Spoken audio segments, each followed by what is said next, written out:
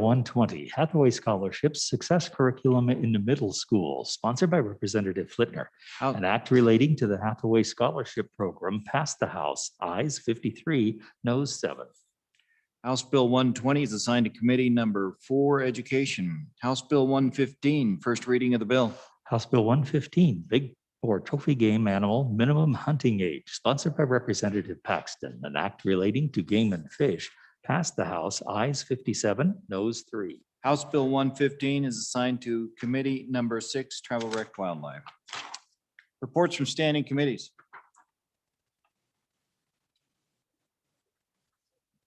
March 19, 2021, Mr. President, your Committee Number 1, Judiciary, to whom was referred House Bill 46, Crime of Bestiality, respectfully reports back to the Senate with a recommendation that it do pass. Ayes Senators Cooper, French, Kolb, Cost, and Nethercott. Senator Nethercott, Chairman. Consideration bills on general file. Consideration bills on general file. Mr. Majority Floor Leader, we're at that order of business. Consideration of bills on general file. Thank you, Mr. President. First, quick announcement. Folks, we're going to run 2 bills this afternoon. We got 145-81. It's up to you what time we go home. So we're going to work those 2 and we're leaving. So you're going to get to set your own adjournment time. You set yourself up for that, Mr. Floor Leader. Mr. Chairman, I move that the Senate resolve itself into committee of the whole. You've heard the motion. All those in favor say aye. Opposed, nay. Senator Furphy, you are now in charge of the Senate.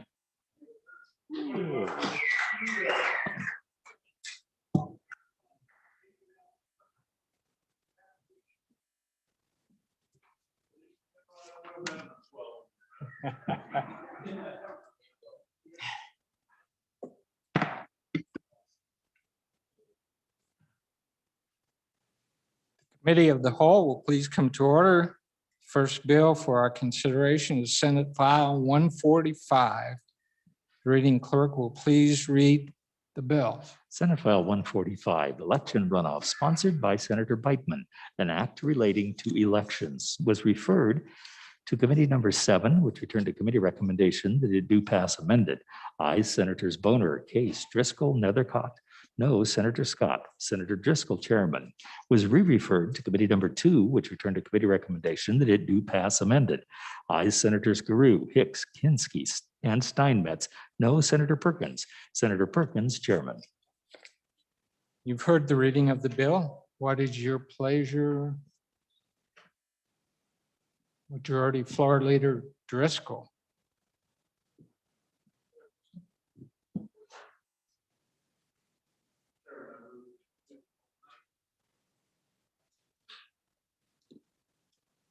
Oh, I'm sorry. Yeah. Mr. Chairman, thank you. Move that the committee of whole rise to report it, do so with a favorable recommendation on Senate File 145, and for further explanation, I call on Senator Beitman.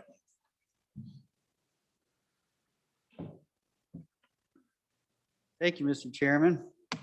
Ladies and gentlemen of the Senate, I bring you Senate File 145, Election Runoffs. This bill pertains to primary elections, and when there is not a clear-cut majority winner of the vote, this bill would provide for a runoff election between the top 2 vote getters. There are a couple standing committee amendments. If I could have those read in at this time, please. Senate File 145, Standing Committee Amendment Number 1, page 18, after line 10, insert. Okay, I'll move Standing Committee Amendment Number 1 is Senate File 145. Okay, now I'll talk a little bit about the bill generally, and then I'll talk about the standing committee amendments. We'll deal with those. And then there's a committee of whole amendment too that's important to the bill. Basically, this is a pretty straightforward bill, even though it's pretty long. You'll see it's, 18 pages. But most of this is just conforming language. If we do decide to do a runoff election, there's a lot of different election code statutes that will need to be conforming amendments to whatever dates we do decide. And it is my goal during this committee of the whole debate to hear your thoughts on what dates would work best for you. So as you go through the bill, it creates 225601 in section 1, line 10 of page 1, article 6 runoff elections. And the goal of this bill is for governor, secretary of state, state treasurer, state auditor, state superintendent, and federal officers. We have a committee of the whole amendment coming up, which we'll discuss later, that will take the state legislature out. But as it stands now, the state legislature is in this bill. So those would be the races that would be subject to a runoff if the winner does not, if no candidate receives more than 50% of the vote in the election.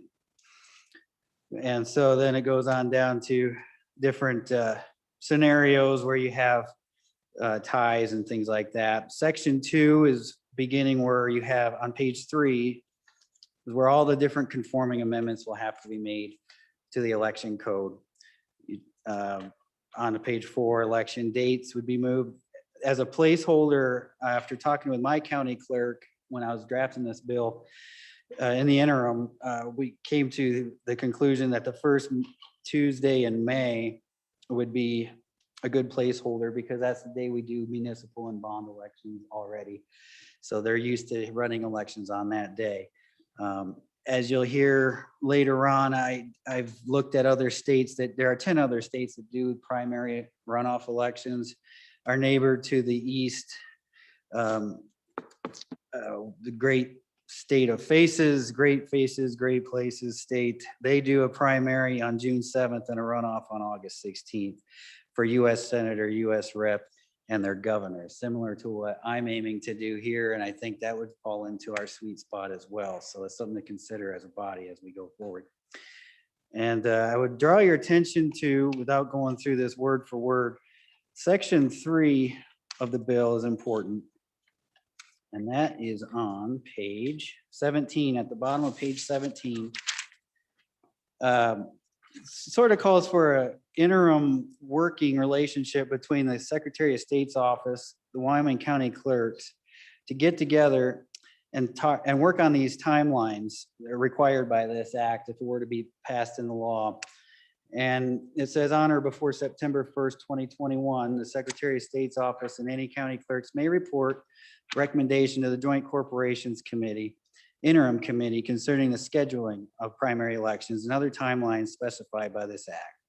So if there's any kinks that need to be worked out in the interim between now and 2022 before the primaries, they can be done we can address these during the budget session. Which brings me to the standing committee amendment. So let me pull that up here. So if you look at the standing committee amendment, when we had testimony during the committee hearing, the counties and the county clerks they expressed concerns about the unfunded mandate. There wasn't an appropriation in the bill, and they're concerned about that. So the standing committee put in appropriation of $1.5 million to cover both the Secretary of State's website upgrades that need to be done in their campaign finance, and also the county clerks for running another election. And then they also did, at the bottom of the page on the standing committee amendment number 1, they moved the effective date from July 1st, 2021 to 2023. So with that, I'm sorry to do this to you, Mr. Chairman, but I'm going to try to divide this amendment. Division number 1 would be lines 2 through 13, or 14, I should say, which is just the appropriation. And I move that we adopt that standing committee amendment, division number 1 on the appropriation. And I'll stand for any questions.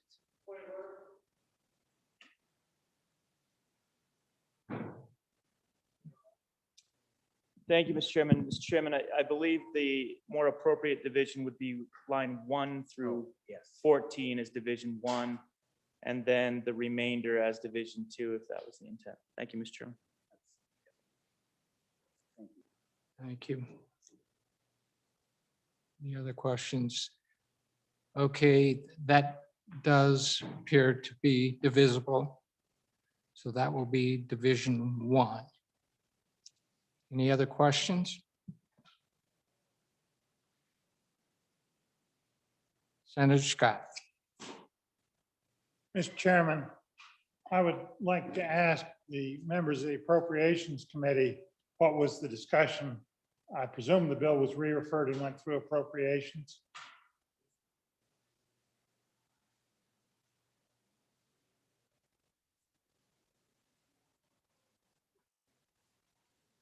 Mr. Chairman, we do have a standing committee amendment number 2.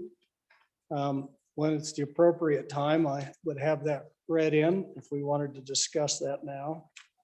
But we're on standing committee amendment number 1, but there is an appropriation action associated with that.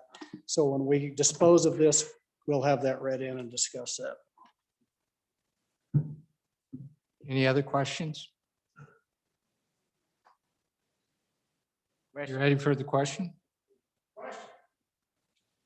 All those in favor of Senator Driscoll's motion to adopt standing committee amendment Division 1, please say aye. Aye. Opposed? Okay, that division has passed. Okay, we have Division 2.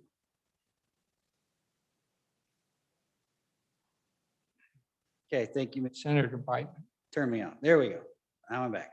Okay, I would urge a no vote on Division 2, and here's why. There's a committee of the whole amendment coming up that takes the legislature out of the bill.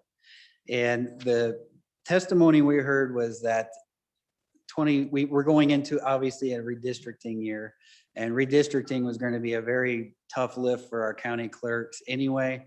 And then adding the state legislature possibility of having a runoff election or an earlier primary election would be very difficult for them. So that's why I believe, I can't really speak for the committee, but I believe that's why they moved the effective date up to get us past the redistricting. And if we vote no on this and then adopt the committee a whole amendment, we'll be back on track and we'll be ready to implement a runoff election for the higher up offices this coming up primary season. So thank you, Mr. Chairman. Senator Kansky. Thank you, Mr. Chairman. Having been delayed in an Appropriations Committee meeting, I just want to clarify the division we're talking about is to postpone the effective date. The first election this would be effective in is from 2022 to 2023. Is that correct, Mr. Chairman? That is correct. Thank you, Mr. Chairman. And on and for the division, I don't know whether a subsequent amendment that removes us from this process is going to be adopted, but I have heard loud and clear from my 2 county clerks that this is a substantial change in election law. And it's going to just take them some time to get retooled for it. And I think we've got to give them that time. The integrity of our election process is just too important. So on and for the amendment, Mr. Chairman. Thank you. Senator Rothfuss. Thank you, Mr. Chairman. The point of order is this is a standing committee amendment, and the standing committee has not spoken to the amendment yet. Okay. Oh. And Mr. Chairman, just for future protocol, it's to be defended or initiated by the standing committee, that they'll support their position, provide that position, and then others can debate it. But I think we need to make sure that we're deferring the first speech to the standing committee and then moving on from there. Thank you, Mr. Chairman. My apologies, Mr. Chairman. I came in late. No offense intended. Majority Florida Driscoll. Mr. Chairman, I'm going to give a background on it and how it came about. Amendment came from a co-sponsor on the bill when it became apparent that it was probably unworkable by the clerks to meet in the time frame. As far as with the legislative end, I'm not sure. And I believe the bill sponsor was okay with it at the time as well. So that end of it came out of committee. It was pretty clear that as written, that this amendment had to come in.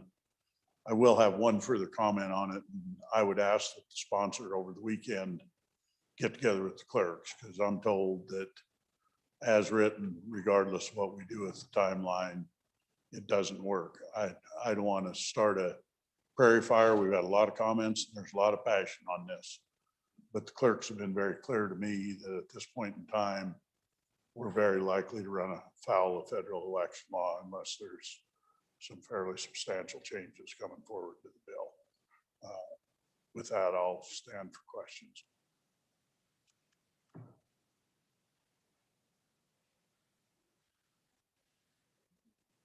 Senator Scott. Mr. Chairman, I'm on the committee that dealt with this. And just to elaborate further, the clerks really brought major problems to us. There's an interplay between our laws and the federal laws, particularly federal elections, and having to do with overseas and military ballots. That stretches the timeline when you have to start way back, actually into the normal session times for the legislature. And you have on top of that, we're going to do, as per our Constitution, if the feds ever get us the census numbers, and then we're not expecting them until September or October, we're going to have to do a reapportionment. And that complicates the clerks' lives quite a bit, because after we do the reapportionment, then they have to adjust their precincts and voting districts into something that'll work. And they were frankly afraid that they could not do that in time for a primary set as early as you have to in this bill to comply with the federal law. And the testimony in committee was it just would not work. So the committee, and I did vote for it, this part in committee, the committee did postpone the start of this. And that's what we're talking about here, because we were advised that the clerk simply could not run the election that early. And it's the federal requirements have made this a tangled mess. The delay in the census figures is going to make it worse. They won't know what's coming at them as quick as they would have. We'll probably I hope we'll get the reapportionment done within our constitutional deadline. But you push the start back as far as you'd have to make this work. And they said it simply was impractical. So that's the committee solution, was to put the start date off. And I think that's something we very much need to adopt. You can debate the merits of the bill later, but I strongly urge adoption of the standing committee.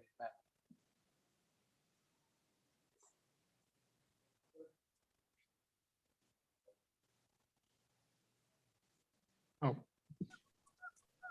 Do I do that? Mr. Chairman. Yeah. Senator Bowman. Thank you, Mr. Chairman. Just briefly to add on, one of the other reasons that compelled me to offer the amendment to push back the effective date until January of 2023 was, if you look through the bill, and forgive me, I don't have it in front of me, but there's deadlines that started in April of this year that we're moving back to January. So we're literally in the middle of a time frame that's being shifted right now as we speak. So for that reason, it's really important that we just take a little bit more time. This is an important bill. Obviously, I fully support the concept. It needs to happen, but we need to make sure that it works correctly. And frankly, there's absolutely no reason to get this done before the next election cycle. We can take our time and do it right and make sure that it works for all of our elections.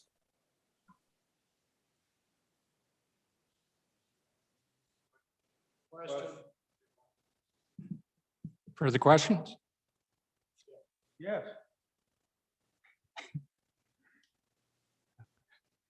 Are you ready for the question? Yes. Okay. All those in favor of division number 2 of standing committee number 1 of Senate File 145, please say aye. Aye. Those opposed? Division 2 passes. Okay, we have amendment number 2. Senator Vice President Hicks. Mr. Chairman, I move Standing Committee Amendment number 2 to Senate File 145. This is the appropriations of that the Appropriations Committee took on this. Could I have that amendment read in, please? Senate File 145, Standing Committee Amendment number 2, page 18 after line 10 in. Mr. Chairman, I move Standing Committee Amendment number 2 to Senate File 145 and would ask for your favorable consideration. The actions of the Appropriations Committee depended based on the action that you just took. We reduced the appropriation down to $750,000 instead of the 1.5 that was previously. Now we're looking at a 2023 election. We will have a full other budget cycle to come back. There's more than enough money here to now get this process, if this bill should move forward in its current form, to address all the needs of the clerk and the Secretary of State's office. We'll be back before, we'll have a new budget by the time this, we'll actually have some real cost estimates of what it's going to take for an election in 2023. So on and for the amendment, and ask for your favorable consideration.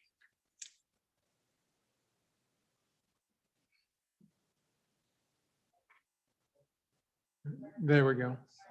Senator Land. Thank you, Mr. Chairman. Just real quickly, this is a lot of money at a time when we're cutting a lot of money, and I take this as an endorsement from the Appropriations Committee. I wonder if there's any conversation about where this rises to the level and where it fits in. I just get a little concerned when we throw around this amount of money.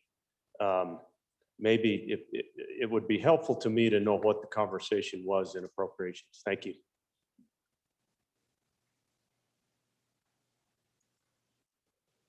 Senator Hicks. Mr. Chairman, the numbers that we had was there an estimate from the clerks if this was effective for the 2022 cycle that they would need. It was approximately $1.1 million, and from the Secretary of State's office, another $185K. At that point in time, what we wanted to see, if this thing did move forward, that money was available. If the bill fails, there's no appropriation in it. And so if it did move forward, we did not want to leave the counties holding the bag for all the expenses to be able to hold a runoff election. And so we felt if this moves forward, it needs to have that appropriation to fully be able to fund the integrity of a runoff election, and that there was the appropriate financial means to do so. Hope that answers the question, Mr. Chairman.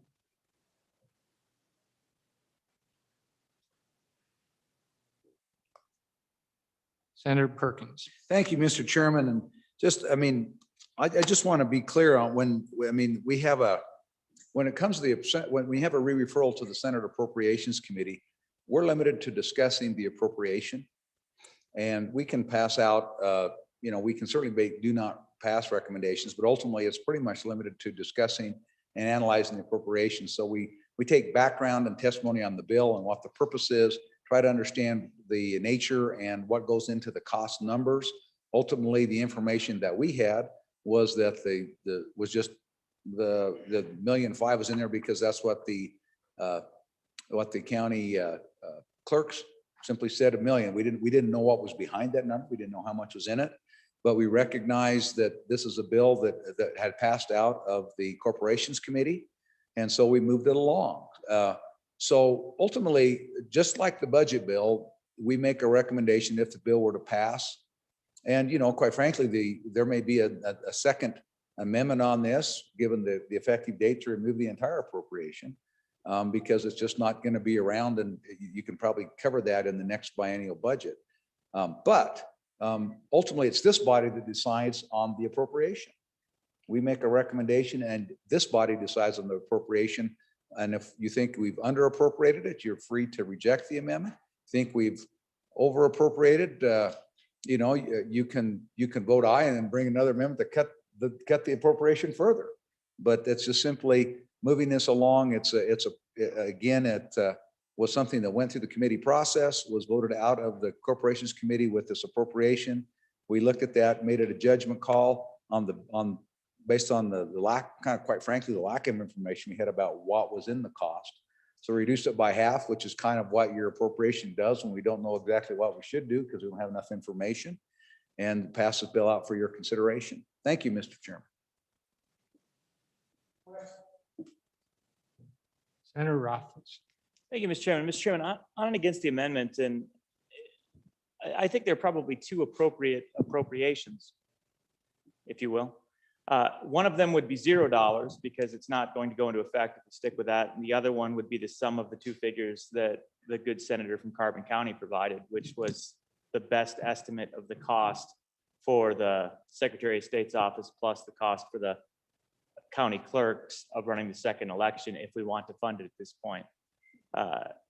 The result we have here is the result of the cut in half-an-acre that the Joint Appropriations Committee tends to bring. So I think that honestly, we should probably reject this amendment and then come back with a refined, what is the correct answer? If we're going to pass this bill, I don't honestly know whether I'm going to vote for this bill, but if I do choose to vote for the bill, it seems like we should be appropriately funding it. What is the right answer? Put that in. And honestly, if we're going to go with the delayed start date, which we did kind of go with so far, then the right answer can be 0 at this point in time. But to me, the solution we've got on the table with the second standing committee amendment is not a solution. And I'm concerned that we would just throw out a number that would be insufficient when we, by the sound of it, have better information available, Mr. Chairman. So on and against at this point. Thank you. Senator Case. Thank you very much, Mr. Chairman. I also would speak against the amendment and leave the full appropriations of 1.5 million in. That probably won't be enough, Mr. Chairman.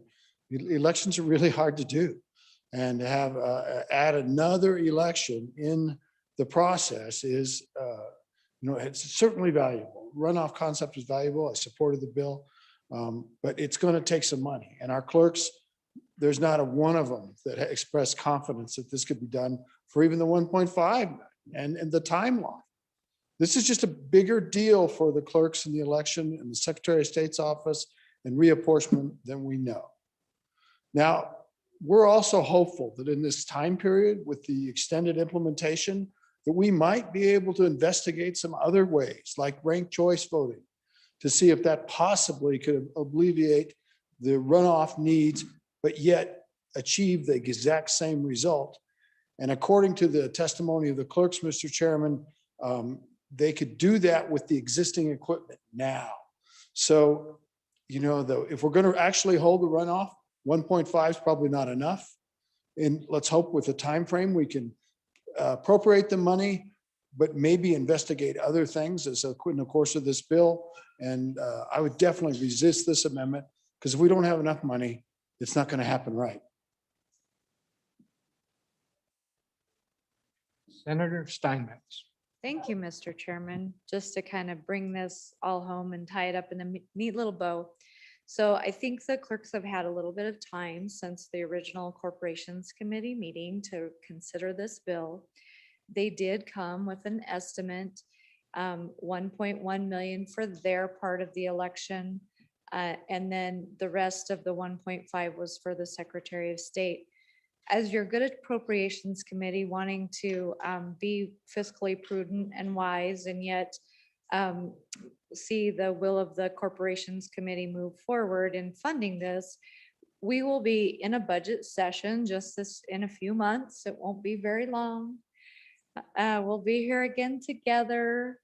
And so we can have this discussion again, but this is enough to get them started and get us on the road to this movement in our elections. So that is the reason for our decision, and I hope you will support it. Thank you, Mr. Chairman. Senator Perkins. Thank you. I'll just kind of gently push back on not the previous speaker, but just as far as appropriation. Quite frankly, my philosophy on appropriations is it ought to be hard. It's taxpayers' money, and you ought to come forward and you ought to justify. The testimony we had before the Appropriations Committee was, well, that's the number the county clerks gave us. There's more that can be done to understand what is in that number and what it stands for and how it comes. And so quite frankly, this number is as good as any number based upon the information that we have. So, we can all come and just say, boy, if we had, here's what I think it's going to cost. But we ought to know, there ought to be able to be some backup and show some estimates so that you know what it is we're appropriating for. This is taxpayer money and we need to be careful with it. And so it takes more than just show them, say, well, the county clerk said it was this much. Fine. What's in that number, county clerks? Where's that information? And why didn't we get it? Thank you, Mr. Chairman. Questions been called. All those in favor of Senator Perkins' motion to adopt Standing Committee Amendment number 2 to Senate File 145, please say aye. Aye. Opposed? Ayes have it. Second Amendment 2 has passed. We do have a Committee of the Whole amendment. Vice President Hicks. Mr. Chairman, I would move Committee of the Whole Amendment number 1 to Senate File 145, and could I have that read in at this point? Senate File 145, Committee of the Whole Amendment number 1, page 2, line 4, after.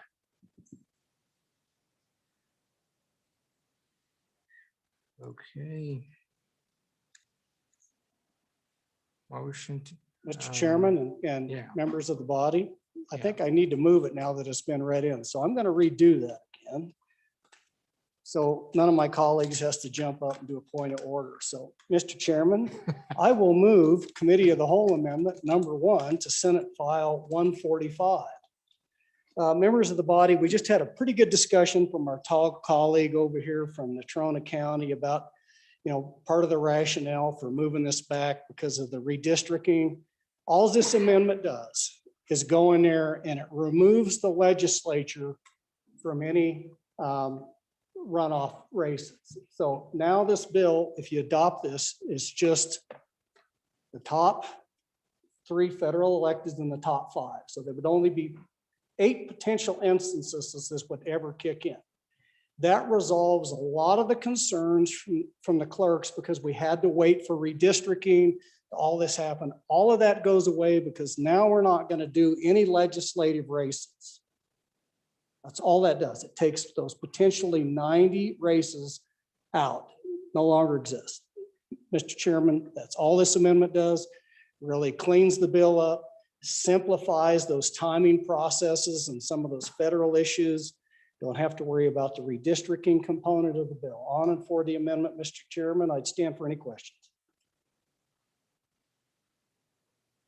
Senator Kinski. Mr. Chairman, I'd like to hear any other ideas that would make my reelection races easier too, besides just this one. If this is a good idea for the top elected officials, it ought to be a good deal for everybody. This is kind of the classic case of it's good to be king, we just make the rules that most advantage ourselves. I'm just against this. I think if we are going to do this, we need to do this all the way. Everybody running for office should be on the same ground. I don't like that idea, but I can't bring myself to say we're going to apply it to others and not to ourselves. What's sauce for the goose should be sauce for the gander, on and against. Majority Floor Leader Driscoll. I'd like to declare a conflict, please.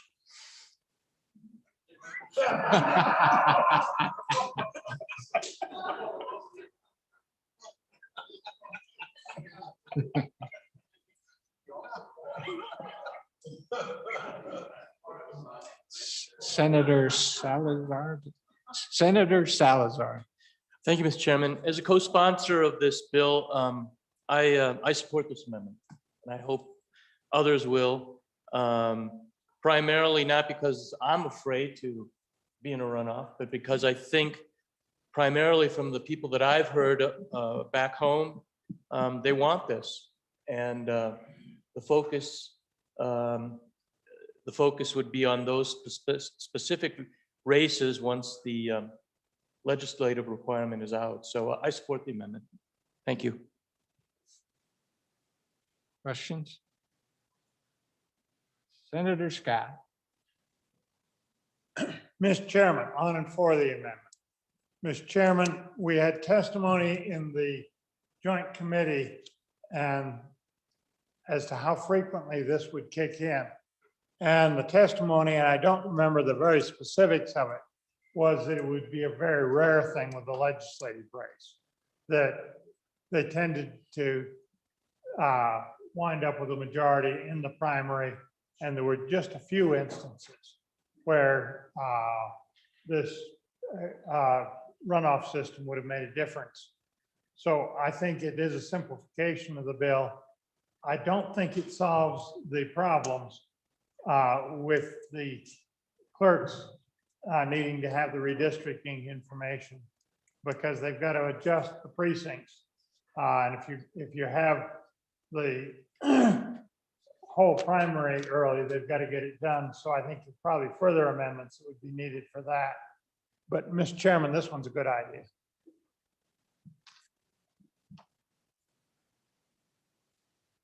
Senator Landon. Mr. Chairman, thank you. On and against the amendment. Folks, this is a carve out that I just don't want to take home. If we're going to do this, we need to go ahead and do it, and it needs to be done right. And I just, having served the last couple of years as your chairman of corporations and election, I would mildly push back on the good senator from Natrona County. I believe it actually kicks in quite often. Way more often than you think. And so I would be interested in where that testimony came from, because that's not my experience in several years being down here. So folks, I think it's important. If we're going to do this, I think it needs to include us. If we carve ourselves out and take that home, we deserve the beating that we will get. Thank you. Further question? All right, seeing none. All those in, oh, sorry. Senator Ellis. Thank you, Mr. Chairman. I guess a question along those lines is we've debated per diem in the past.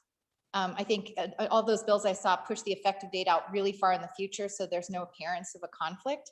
And so I was wondering if that was discussed with these particulars, because obviously these this would affect a very small class of individuals in Wyoming, namely us that sit in this room. So I was wondering if that was discussed at all in committee.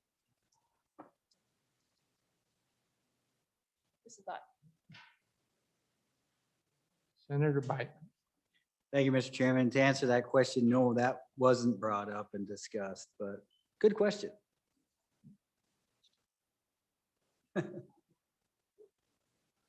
Senator Cole. Thank you, Mr. Chairman. Was any discussion brought about county elected officials? Clerks, treasurers, commissioners? I mean, if we're doing it for this group, why were they excluded? And could you help me out with that question? Thank you.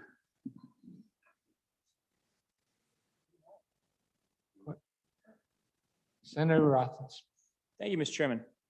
On and against this amendment, I share some of the concerns that have been expressed about the fact that if we can't do this for everyone, then it's probably not a workable system. That's really what it comes down to. We should be able to implement an election system that works at all levels and is good for the public, is good for our legislative process, our city council, our county commission, for the statewide, for the federal. And if it's not, because it's too difficult, too challenging, too expensive, whatever the other excuses are, that might be an indictment of the process itself. At the same time, going back to the good senator from Natrona County's point, it's one that I share, which is it would be impossible for me to carve myself out of an election bill to make sure that it doesn't apply to my next election and then go home and be taken seriously if that were a vote I cast, both for that amendment and then for the bill. That's just not something I'm willing to do and try and do it with a straight face. So this is a critical amendment, and honestly, the fact that this amendment has to exist is a real indictment of the bill, in my opinion. Thank you, Mr. Chairman. The questions? Okay. All those in favor of Vice President Hicks' motion to adopt Committee of the Whole Amendment Number 1 to Senate File 145, please say aye. Aye. Those opposed? No. Committee of the Whole Amendment 1 fails. We're back on the bill. Senator Biden. All right, thank you, Mr. Chairman. Now we kind of know where we're at here. We know what our effective date's going to be. We know who's in, who's out. And now we can start the debate on whether or not this is a policy choice that is right for Wyoming. And if so, how we want this to look. So I will sit back and take my punches and let's roll. Senator Rothers. Thank you, Mr. Chairman. At this point on for the bill, after the last amendment failing, I think this is probably a good step. I don't know that it's a complete step. And honestly, I don't know where I'll be on third reading, but I think that looking to ways that we can expand participation, make sure we're getting more accurate elections, more voter participation, ensuring we have more input, and ensuring that the outcome is reflective of the desires of the constituents in a district. Those are positive steps. And I do believe that's the intent of this and probably the effect of this. I don't know whether this will be an efficient approach. I think there probably are other alternatives that we should explore, but really we have some opportunity to do that with the way this is drafted right now. So at this point in time, I would suggest that the body support this, certainly through at least committee of the whole. Maybe we can have some more thoughts about how we can improve it over time, but I appreciate bringing something which is expanding that opportunity and appropriately reflecting the will of the electorate. Thank you, Mr. Chairman. Senator Scott. Mr. Chairman, I was a no vote in committee. And basically, the reason was I don't think this is quite ready for prime time, even with the delayed effective date. The problem we're dealing with is we are becoming clearly a one-party state. And with that, we are no longer having many of the decisions actually made in the general election. They're being made in the primary election. And you can get a minority, very small minority of the elect actually controlling that election. And where it showed up particularly has been in the governor's elections, where we've tended to have multiple candidates where there wasn't an incumbent running and less than majorities. Now, it's fortunately for the state, I think, in terms of the people that actually came through, we've done pretty well. And the wisdom of the voters is showed. But it is a potential problem there. There are a number of possible solutions. This one has some problems. You push the primary so far back away from the general election, you get a much longer campaign period. Makes it much harder to do. You get a period that is, I think you have to file during our session times. That's a problem, I think. You have a long gap potentially between the primary in the springtime, early springtime, and a general election. There are some other possibilities that really need to be explored before we go down this route. The so-called ranked choice voting has been tried in a few states. I'd like to know a lot more about how that's worked. You do have a little different motivations when you're getting people to specify second choices as to how seriously they're taking that when they're concentrating on who their first choice is. You need to think about that, see what's done elsewhere. That's one possibility. Another possibility is the real problem with the timing is the federal absentee voter rules. They wouldn't necessarily apply to a state election. Maybe we ought to try a runoff election just for the governor's office and see if that would work. That's something we need to think about. The question of, okay, you're doing it for a bunch of the officers, but you're not doing it for all the county officers. Frankly, was not explored at all in committee. We need to think about that one. There's a whole series of unanswered questions as to how we're going to deal with this problem. And I think frankly, we need to let this one sleep for a while. Take it up in an interim committee over the next few years. Look carefully at what all the options are and work out a bill with the county clerks and the timelines and what you can and can't do very precisely. So, Mr. Chairman, that was the reason for my no vote. I don't think the thing is quite ready for prime time. Senator Schuler. Thank you, Mr. Chairman. I took a really good look at this bill and tried to, see the pros and the cons. I did get a phone call from my county clerk who wasn't too excited about the idea. A couple of those fears, I think, have been allayed with the appropriation and moving it back. But I think there was still a concern on their part whether or not they would have the folks to be able to do a runoff. Just looking at my own experience, I've been in a runoff in a nonpartisan. And the concern I have, I guess, is that in that situation, it wasn't really all that close. But the person that came in second spent a lot of money to, which I thought was kind of interesting, but to try to gain back some votes.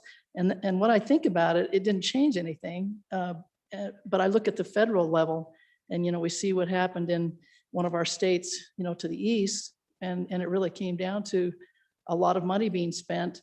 It changed a little bit, but it was so close. Maybe in a situation like that, a runoff is good, and it's required in some places based on how the vote comes out. But what I worry about, I guess, and I'm not sure that I'll vote for it or against it at this stage, but I worry about the fact that will a runoff, first of all, cost a lot of money for people who may not have that kind of money? Will it be a rich man, poor man thing? Or will it, also I think the question might be, will it disenfranchise some of the voters that, maybe their candidate came in third, fourth, fifth, or sixth, so that they're not going to come and show up again. And I don't want to see us pass something that's going to disenfranchise more people from not voting. We already have a hard time getting people to the polls as it is. So I'm not real sure, I'm okay with moving it forward and then seeing how it comes out, maybe doing a little more research, but I do share some of the concerns of the good senator from Bates Creek. I'm not sure if it's ready, and I'm not sure, which way to go on it, but I do have a few questions if those could be answered. Thank you.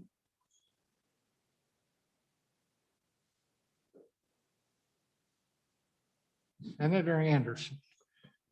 I talked to a county clerk, and the suggestion was that this had not been studied enough, that they didn't know what all the ins and outs were of this thing, and they did not know exactly how much the cost was going to be, and that it would be a good interim subject to work on. Maybe corporations or somebody could work on it in the interim and try to come up with a little more detail as to how this is all going to work. So that was the input from them. I'm not for the bill. Thank you. Further questions? Senator Cole. Thank you, Mr. Chairman. The big question is, if we're going to do this, we need to have everybody. We're going to have a runoff election, and I don't see why the cost would be that much more to include other elected officials. Because I think what's good for all of us is good for all of those folks who are also elected at the county level. I think they need to be part of this. If we're going to go this route, I think it's economically, it probably makes a lot of sense. On top of that, I do think this needs a bit more study, but thank you, Mr. Chairman. Further questions? Ready for the question? All those in favor of Majority Floor Leader Driscoll's motion that when the Committee of the Whole rises to report, that it do so with a favorable recommendation of Senate File 145, say aye. Opposed?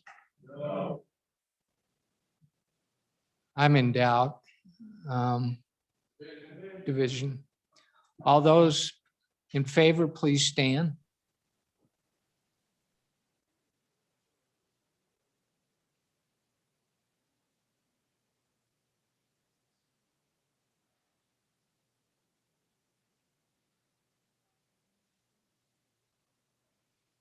Those opposed, please stand.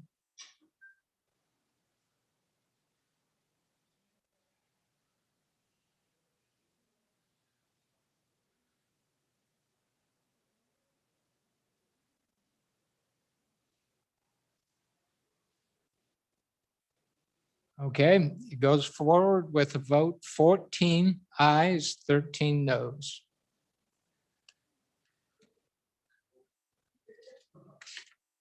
So Senate File 145 is passed committee of the whole.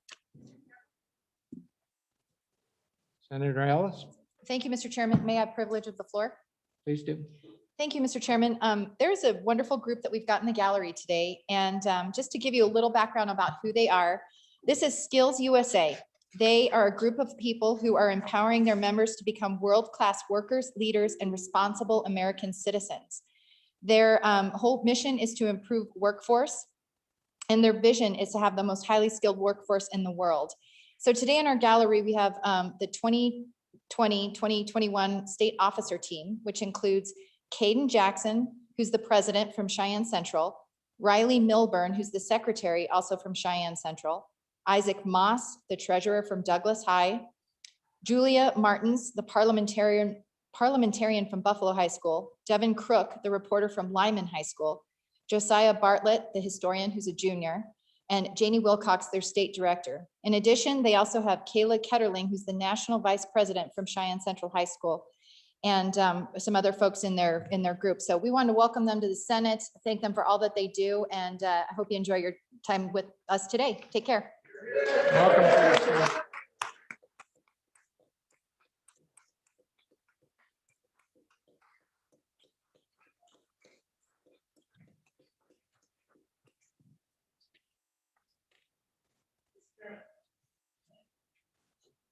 Senator Rothfuss, Mr. Chairman, may I have the privilege of the floor?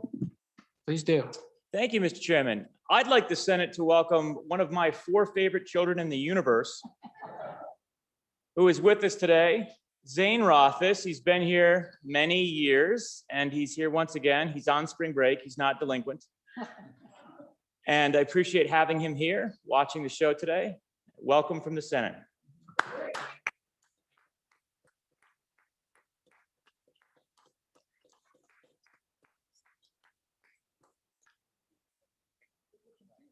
Yeah, he's telling me what to do. Vote no. Any other privileges? All right, let's go forward. Oh,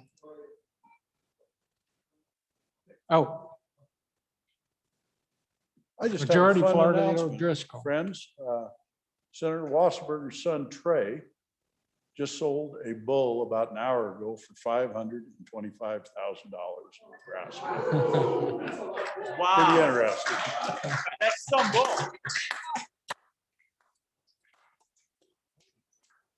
Senator Perkins. Thank you.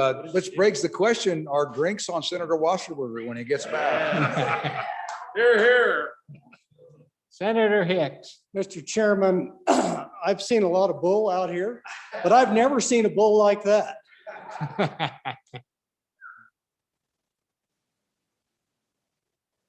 All right, shall we go to work? The next bill for consideration is Senate File 81.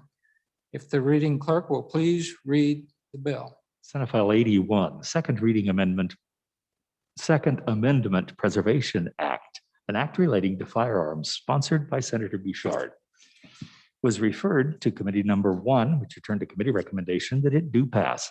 Ayes, Senators Cooper, French, Cole, Bacost, and Nethercott. Senator Nethercott, chairman. You've heard the reading of the bill. What is your pleasure? Senator Nethercott. No, I'll get there. There. Thank you. Thank you, Mr. Chairman. I move that when the committee of the whole rises to report, it do so with the due pass recommendation of Senate File 81. To explain the bill, I call on Senator Bouchard. Senator Bouchard. Thank you, Mr. Chairman. I'd actually like to lay it back till Monday. I have another amendment that I want to take care of before we discuss the bill because it's important to the bill. Not objection. Here, here. Yeah.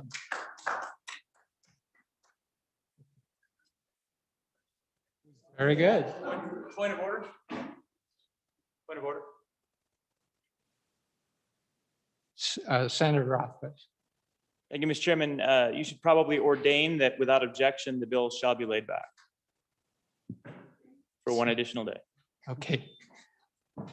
Without objection, bills laid back for one day, but a majority floor leader Driscoll. Mr. Chairman, I move the committee of the whole rise and report.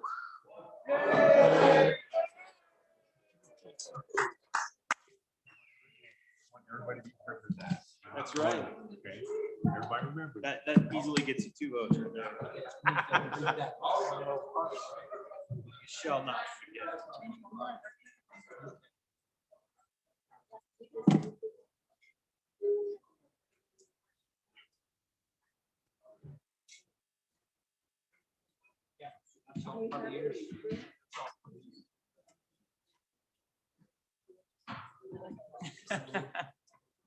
Are we done, Gus?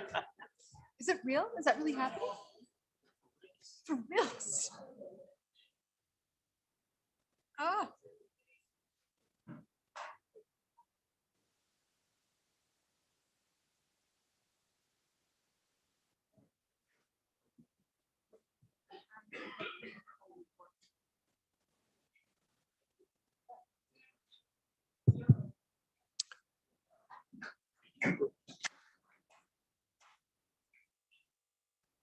Reading clerk will read the committee of the whole report.